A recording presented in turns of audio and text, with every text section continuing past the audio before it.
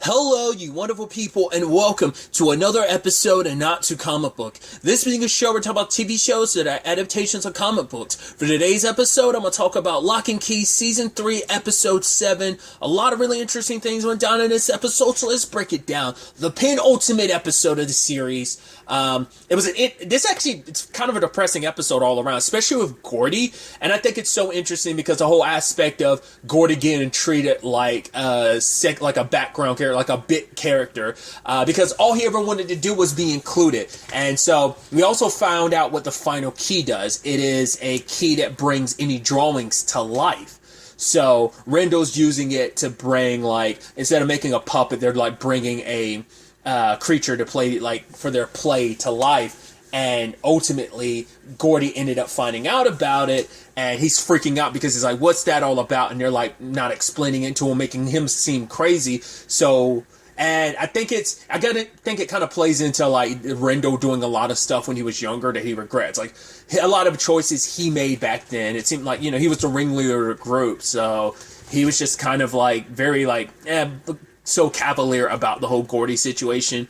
And so when he couldn't really understand what was going on, he went to Ridgeway. Ridgeway apparently was canceling the play, so Rendell and the others used the head key, and they're like, oh yeah, we're gonna, like, the moment they're like, oh, we're gonna go into the head key, I'm like, you're gonna get rid of the memories, aren't you? Because he doesn't remember magic. I mean, well, obviously he's old, so of course he wouldn't remember magic, but they went and removed any memories of anything. It's like, just kind of use them and just bounce. What I thought was interesting, though, is Ellie deciding to hide the key inside of his head. So it's not post Lucas and stuff like that. It's actually before the hand, because this is when they were still using the keys and stuff, because he's like, oh yeah, I can't wait to show Lucas, so it implies that. So, and part of me is, I guess because it was too much of a powerful key, like especially in Rendell's hands, so Ellie probably wanted to, like, I wonder, she probably didn't tell, like, the only person who knew where it was Aaron.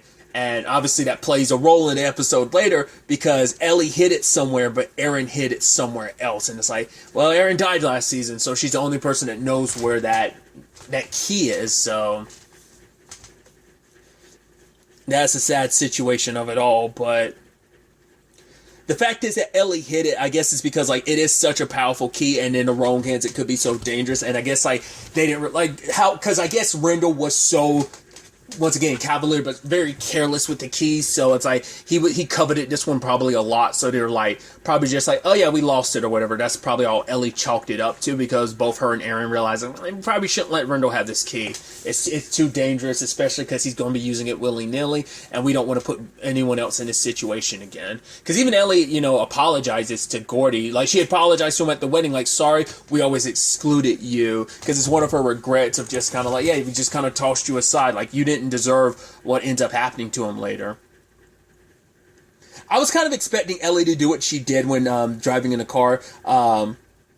Such an annoying thing to do, that bastard just getting and just like raising and lowering the window the entire time. I was thinking Ellie, well, you don't want to end up killing yourself in the process, but I almost expected her to like slam into a tree or something like that, but she didn't. She just knocked him out from like stopping suddenly and try to run. But I was about to say, like, well, he has all the keys on him, doesn't it? I was like, oh, I completely forgot. Like, yeah, he did lock all of them inside the Harley Quinn chest. For the first time near the end of the show, I finally, because I could never remember the chest's name, and then they said this episode, I was like, right, I should be able to remember Harley Quinn, but regardless. So, and it is really sad about the Gordy thing. Like, he ends up getting stabbed, and it's just, Ellie's like, right, you didn't deserve all of this. And he's like, do whatever you need to do to save yourself. So they go inside of his head. And it leads to this interesting conversation. Once again, Gideon's perspective on humans. It's like, because she's like, the reason, like, it's like, he's like, the keys have done nothing but ruin your life. It's put your life in danger, your son's life in danger. It's cost you the life of your friends. But why do you decide to protect the keys so much? Because for her, it's like, because I've seen what your world is, and it's hopeless and terrible, and I don't want that to come to this world. Which he's like, it's interesting you would say that, considering humans are the ones that make keys that subjugate others and basically get inside the heads of people well, referencing the music box, then like getting inside the head of others, obviously the head key, and then referencing the matchstick key, being able to literally set things on fire. So it's like, right, are we really that different? It's like, the fact is that you were able to create these keys that like do it. I mean, and not just them, obviously. These keys have been in the Locke family for so long, so different people have made keys over the generations, but it is kind of interesting how that works out like that. And I thought that was kind of an interesting conversation for him, just to be like, yeah, we're not that different after all. Like, what I'm wanting to do with the keys is no different from like what you humans have like played around with these, you know, these powers and these keys that made you feel kind of almost like gods yourself, you know. So I thought that was kind of an interesting perspective on things. Either way, at the same time this is going on down, they're having the Sam conversation. And obviously, it's a tough thing for everyone, but Bodhi's at least being like, hey, he helped me with the birds. And yeah, he helped, like, save us just now, but also he pointed, I think I might have said Alpha Key last episode. It was the, maybe I did say Angel Key, but I remember him saying, like, but I feel like I might have said pointed towards the Alpha Key, but I meant Angel Key, if I said that wrong. It's been like a day since I recorded that. Well, that was a couple hours ago when I recorded that, so I don't remember it at the top, off the top of my head. But either way, correcting myself retroactively, if that's the case. Either way,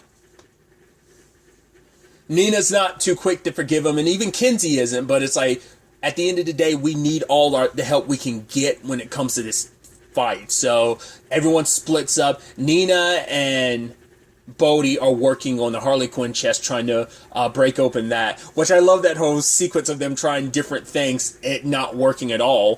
The fact is, it's like, right, we're going to have to, they try a buzzsaw, they try drilling into the drill, and I love Nina's like, Am I a terrible mother for this? Because this seems like super irresponsible. He's like, what is it? Come on, Mom, you're not irresponsible. We'll do this, and then we'll put the fire out. It'll be fine. See, you're not irresponsible. And she's like, all right, I'll be the one to handle this. And she sets the chest on fire. She's like, I am a terrible mother.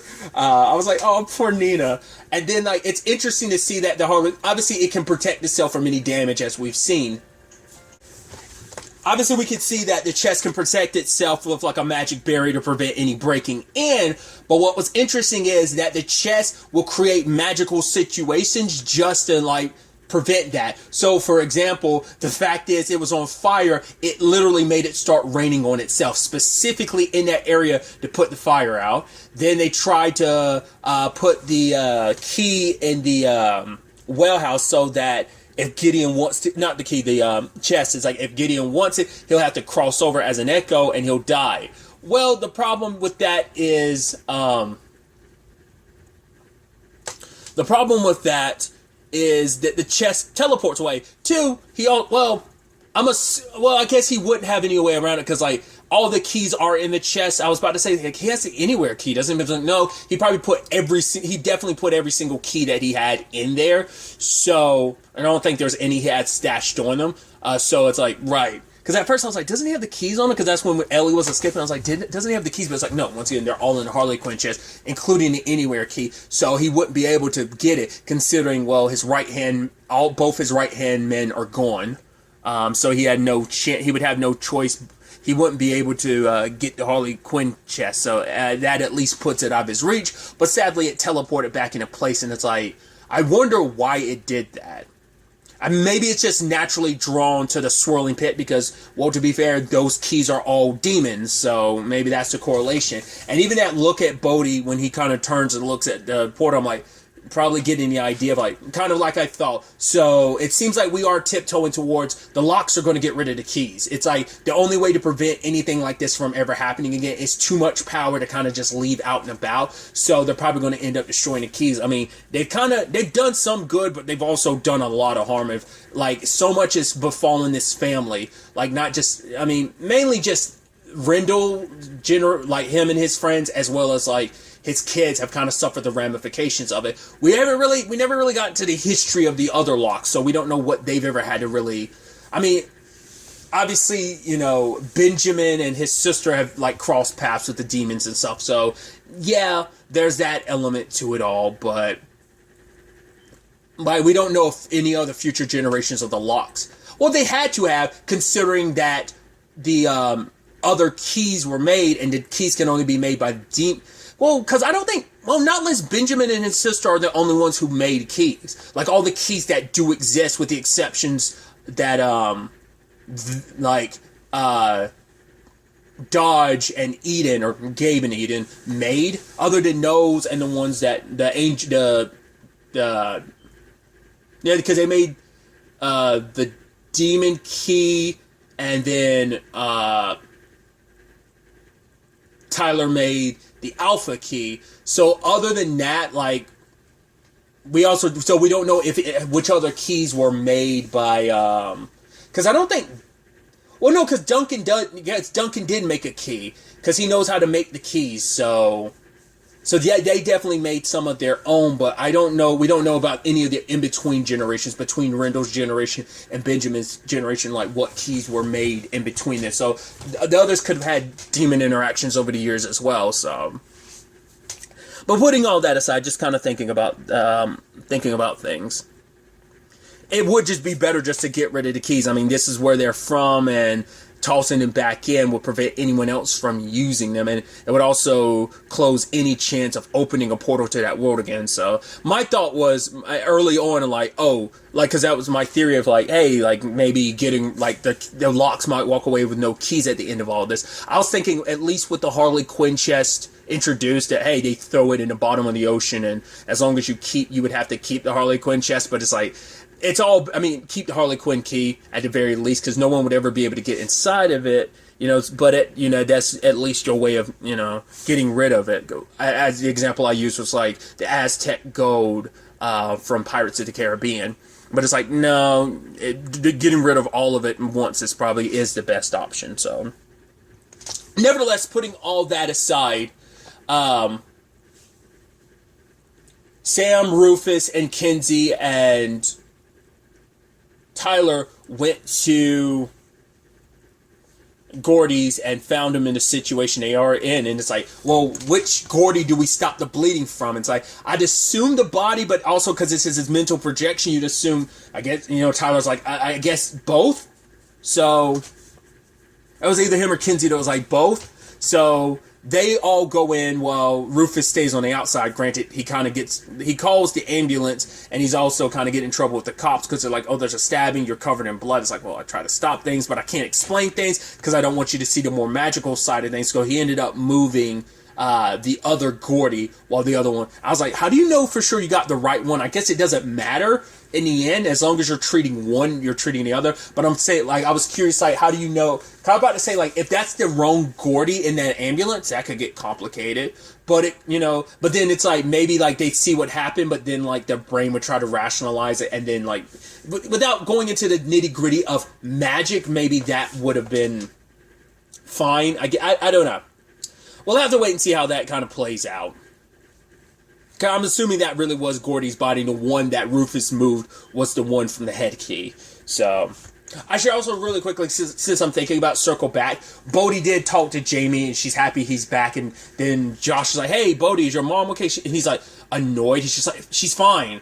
And he's asking, him and Nina end up talking, Bodhi. And she's like, right, all that stuff with, Josh and everything, that was Dodge, right? So you like Josh, right?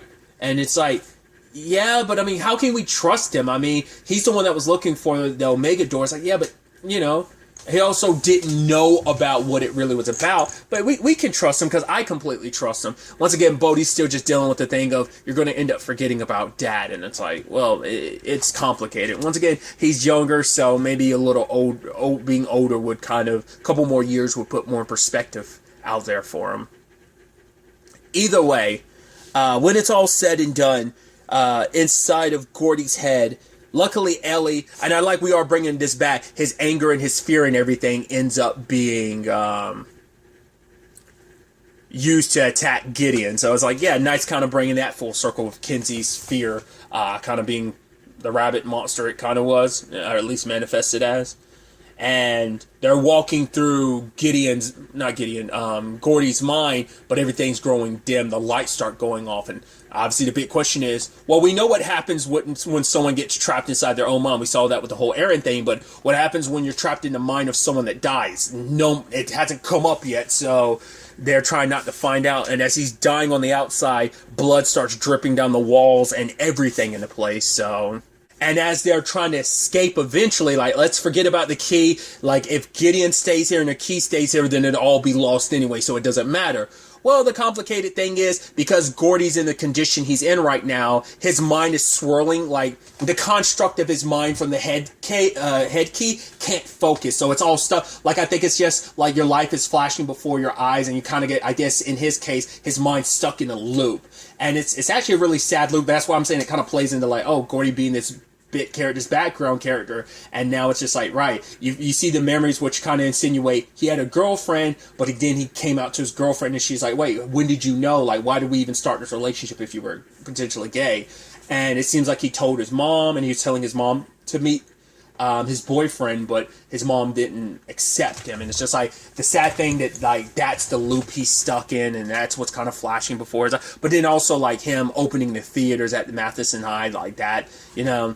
But because of that, they're stuck in here as well. They're kind of stuck in the loop, going down the stairs, just looping back in, just because this is the portion of his life, or at least the thoughts that are flashing before his eyes. I guess, like, you know, things he wish were different, you know? The good and the bad of life, you know? But ultimately, they do find the key because it's in the piano Gideon's. And the moment he started playing the piano, because Kinsey could hear the key, I'm like, I was like, did he already have it? But it's like, no, he happened to be at the piano, not realizing it was there. I guess maybe he was drawn to the piano to some extent, not just being the creepy, poetic villain he is, but I guess maybe he didn't realize why he was being drawn to it. Either way, it was there. And the moment he hit, I didn't expect it to literally be under the piano key. I thought it was going to be in the piano, like on one, like near one of the wires. I figured it'd be in the piano, like in the main part of it, not actually literally under one of the keys. So that was interesting. But luckily, they have Sam on their side, and he's helping. And once again, I figured Sam was going to end up ultimately sacrificing himself, but he's not quite dead yet. I mean, once again, he's an Echo. But problem is, time starts ticking down, and the curtains disappear. So Gordy dies, and they're stuck inside of his head. And I'm like, okay, so are they just going to be in pitch blackness? Or are they going to be in nothingness? Maybe fragments of Gordy's, like, consciousness is there enough of a construct for them to, or maybe it stays as is and it's just dim and dark. I'm curious to see how that manifests itself. I was about to say, like, how are you going to get out of that? But then I was like, well, to be fair, they are in a situation where they do have what I'm assuming, I don't know what it's called, like the creation key or something like that, or the drawing key, but it's like, I guess they could use that to draw an exit, because the keys can be used and applied in ways you wouldn't think. I mean, they're magic, so they break the rules of boundaries, so they're not like 100% adherent to anything. Like, once again, seeing how the animal key got used the way it did for Bodhi, like, there are like loopholes on how these keys work, so at the very least, they could draw. Because I was actually wondering if, because the key was inside of Gordy's head, I was wondering if that's why he's as creative as he is. Because once the key somehow subconsciously activated and being, but it's like, no, it doesn't work like that. Because it doesn't work until it's actually being used. It's not like a constant, because it's hidden in his head. It isn't constantly in flux and in use. But I'm assuming that's got to be their way to literally draw a way out of this, like, create a mental doorway for them to get out. And, you know, obviously they can destroy it and close it, because it can do drawings and undo drawings. So I guess their go-to is to keep Gideon and Sam locked away there. But if they do manage to get on the outside, at the very least what they can do is, I'm sure, like, maybe Sam is going to make a sacrifice, either choosing, once again, either he's going to choose to end himself. So either he's going to go through the portal, go through the well, either by pushing Gideon through and going with him and sacrificing himself in the process, trying to make it up to the Locke family, or he's just going to go willingly at the end because he's like, I don't want to stay in this way anymore, and there's nothing left for me here, you know. maybe that's how that'll go. Either way, the next episode is the series finale, so and it's gonna be wild to see how it's kind of weird to think like, but I mean, it's like everything's getting wrapped up, but it's still, once again, it throws me for a loop that this final season was only 8 episodes. That's kind of wild. Cause once again, I think the comic is still ongoing, but I wonder how much. I mean, because obviously the show differed from the comic to some extent, so I'm wondering how much is. But like I said, I think this comic. Maybe I'm just thinking of Umbrella Academy because I thought like this comic stopped and then started again. But that might be me thinking about Umbrella Academy. Kind of like I said, I think it's still ongoing, but maybe maybe I'm just misremembering because I was wondering like maybe the comic goes where the story is going to be ending. Maybe the comic goes well beyond that. Like maybe it's kind of like almost like a God. Game of Thrones type of thing. Having never watched Game of Thrones, but knowing like, right, Game of Thrones, the show went beyond where the books are. So maybe it's kind of a similar thing like that, where the show is ending, but the comics are still ongoing and they'll have an opportunity to be different. Well, Joe Hill, who writes, I don't know if he draws it too, but writes it. Not Joe Hill. It is Joe Hill, yeah, because he's Stephen King's son. Because that's why I was kind of thrown. I was like, is it Joe King? It might be Joe King, because I keep thinking Joe Hill, but I think his name is Joe Hill, isn't it? Might just be Joe King. Either way, tensions and all that side, regardless. I was about to say irregardless. I'm just, it's, once again, my point is, it just feels weird that this is the end, but it is, and it's going to be interesting to see all that goes down in the finale. Obviously, I'm also surprised some of these episodes have been as short as they are, because there's been at least 2 episodes that were like 30-some minutes, so I'm curious about the finale. Is it going to be, it's probably going to be like your average 40-ish minute episode, maybe it's a little bit longer, wrapping everything up, but I feel like they don't have too much to wrap up. All they just have to do is get out of that head, deal with the Gideon situation, and as the kind of implied, like they might be getting rid of all the keys, so once and for all. So it's definitely going to be interesting to see how this all plays out going forward into the series finale. But really, that's all I'm going to talk about. Till the next time we meet, be happy, be safe, live life to the fullest, and enjoy it. Good day, and goodbye.